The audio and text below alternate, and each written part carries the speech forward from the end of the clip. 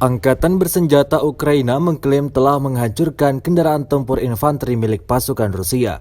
Rekaman tersebut ramai beredar di media sosial Telegram pada Sabtu 5 November 2022. Pasukan Ukraina mengklaim drone yang mereka luncurkan telah meledakkan kendaraan tempur infanteri Rusia.